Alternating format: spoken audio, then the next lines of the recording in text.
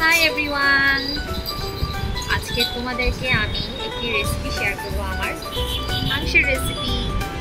বন্ধুরা দেখতে থাকুন আমি কিভাবে মাংসের রেসিপিটি তৈরি করি। হ্যালো বন্ধুরা, দেখুন বন্ধুরা, এটা হচ্ছে আমার মাংসের রেসিপির ফাইনাল লুক। দেখুন বন্ধুরা, এখন আমি মাংস রান্না করব। সব উপকরণ রেডি, দেখুন সব উপকরণ দিয়ে দিয়েছি।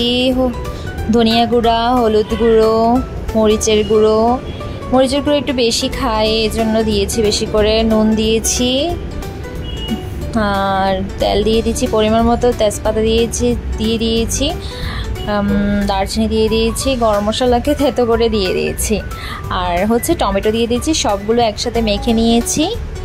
মেখে নেওয়ার পরে আমি একটা পাত্রতে সব মাংসগুলো রেখে দিয়ে এখন ঢাকনাটা দিয়ে দিলাম। চুলোটা বড় করে দিলাম।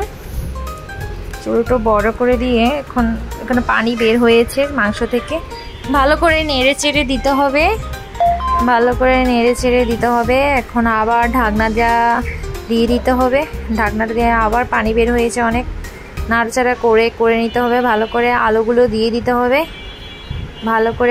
দিয়ে পানি দিয়ে দিতে হবে পরিমাণ মতো, যাতে মাংসগুলো সেদ্ধ হয়। আবার ঢাকনা দিয়ে দিতে হবে। দেখুন মাংসটা অলরেডি রেডি হয়ে গিয়েছে আমার।